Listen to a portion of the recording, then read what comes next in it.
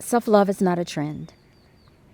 It is the moment you feel yourself about to disappear when you choose to stay. It is quiet, private, often unglamorous in the most honest way. It looks like a breath you take before you answer that text. It looks like telling the truth even when your voice shakes. It looks like walking yourself back to center again and again, like you know you're worth it.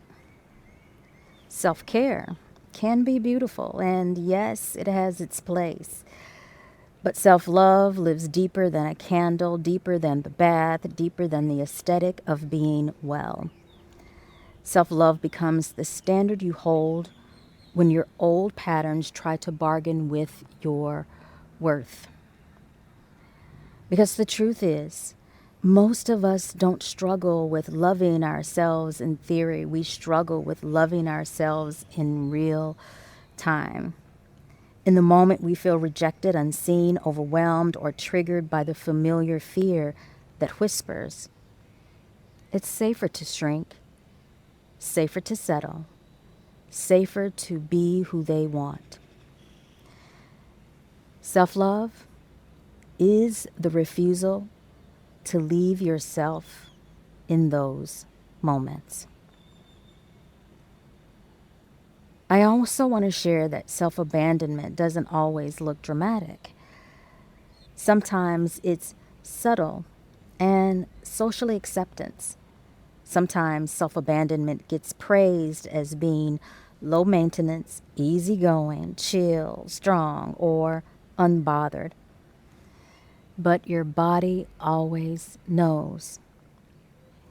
You might be leaving yourself when you talk yourself out of your own needs because you don't want to be too much. When you overexplain a boundary you already have the right to set. When you say yes while your chest tightens and your stomach shrinks. When you stay in conversations that drain you and wonder why you feel numb afterward. When you keep choosing people, patterns, and timelines that don't choose you back. When you delay the life you desire because you're waiting to feel more ready, more perfect, more certain. This isn't a character flaw. This is conditioning. This is history. This is your nervous system doing what it learned to do to keep you safe. Which is why self-love can't be a concept. It has to become a practice, a lived devotion, a daily return that teaches your subconscious, your body, and your identity. So, here's what I want to share with you. Not a list, not a lecture, a simple practice you can come back to whenever you feel yourself reaching for an old version of you. The one who overexplains, the one who shrinks, the one who starts negotiating with her own standards. It's called the self-love anchor. It's a short subconscious technique you can use every day. Use it when you wake up. Use it before a conversation that makes you nervous. Use it after disappointment. Use it in the middle of a spiral. Use it when you feel yourself about to send the text you already know you shouldn't send.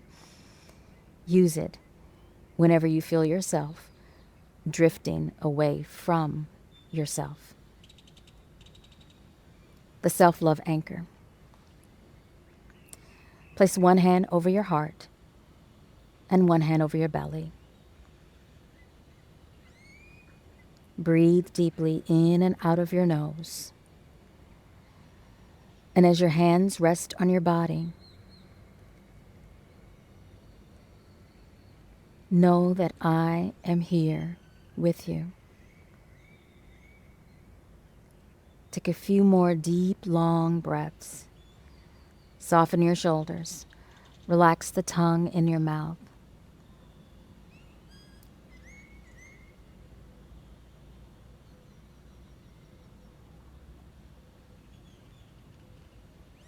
And then acknowledge that you were in a moment you normally leave yourself.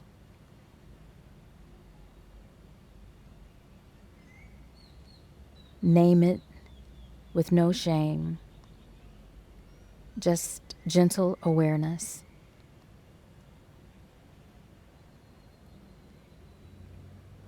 Now take another deep breath in, exhale, and then repeat silently. I stay with myself now. I choose myself without guilt. I am safe to honor what I need.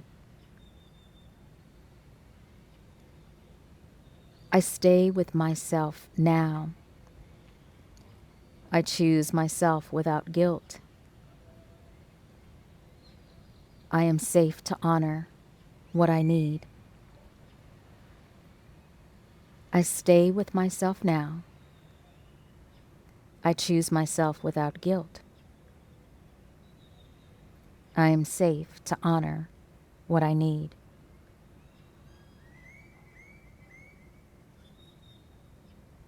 Feel that energy in your body. Feel it in your heart. And then ask yourself,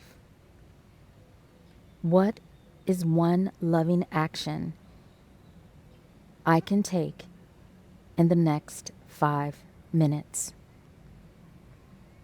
What is one loving action I can take in the next 5 minutes? Make it small. Make it doable. Maybe it's drinking water with love, stepping outside to take a walk, delaying a response, pausing and breathing a little deeper for another 5 minutes.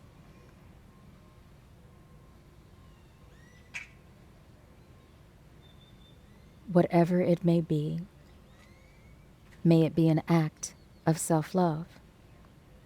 Now breathe in deeply. Exhale, empty out. And I encourage you to use this every single moment you find yourself pulling away from your center, pulling away from that deep, expressive love within. Stay soft, stay grounded, and always stay spiritually fly.